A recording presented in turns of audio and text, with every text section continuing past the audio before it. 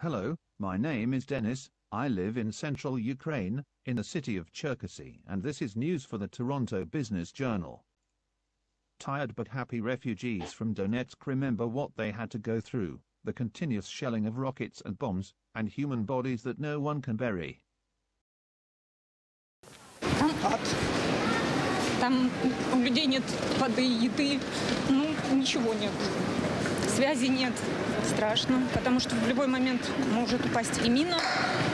Есть люди, которые погибли, и которых, естественно, никто никуда не вывозит. Они так и лежат, где погибли, там и лежат. The enemy is erasing Mariupol from the ground, turning the city into an ash heap. According to the city council, today the occupiers dropped heavy bombs, causing even more damage. Fighting for Mariupol continues around the clock. The shelling has not stopped. For 3 weeks, it is almost impossible to leave. Volunteers say the occupiers also seized some evacuation buses and took people to Russia instead of Berdyansk. In such a horror, almost 300,000 people survive without food and water, hide in basements and light fires to keep warm and cook. But even there the occupiers cynically kill the inhabitants. В Мариуполе 24/7 постоянно бомбят заводы. Вообще все. Без разницы, кто там. То есть они не знают, там военные, не военные, они просто их бомбят круглосуточно. Они разбомбили все точки эвакуации. То есть не только драмтеатр, все точки, которые были, школы и прочее, они полностью разбомблены.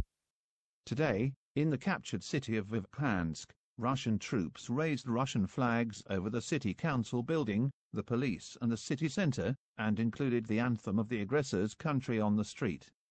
The occupiers tried to forcibly change the government, because the local head Anatoly Stepanits did not agree to cooperate with the enemy. According to locals, the enemy wants to put Dmitry Shegrinov, who is called a bandit, in charge of the city, and earlier the police declared him wanted for robbery several years ago. The occupiers tried to turn the coup under the guise of distributing humanitarian aid. People who received food were required to sign where it was written in small letters that the man allegedly voted for Shegrinov. Law enforcement officers showed what Makarev, who was released from the Russian army in the Kiev region, looks like now. During a trip to the recaptured village, the head of the regional police said that every second house was destroyed or severely damaged, which indicates fierce fighting in this direction. The road to the village is littered with funnels from enemy bombs. The road is constantly being shot. Getting there is very difficult. Makarev is still shaking from the explosions. Enemy artillery is shooting there. There are almost no civilians there. The hospital and the local police station are damaged. Law enforcement officers continue to work side by side with the Ukrainian military.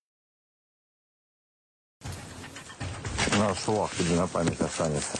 Прямое попадання в кришу нашого відділення. І ви бачите, кришу немає, другого поверху немає. Щоденно є відповідний мікроавтобус, який в змозі вивозити людей на безпечну територію. Волонтери в цьому допомагають, поліцейські тут працюють, але поки бажаючих немає. На жаль, Макаров і досі, і зараз перебуває під обстрілами. Russian troops continue to burn in the sky and on land and in the sea. The armed forces of Ukraine are confidently destroying equipment and personnel of the enemy.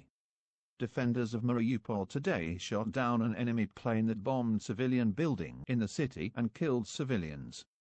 In total, since February 24th, the invader has lost more 15,000 personnel and a lot of equipment.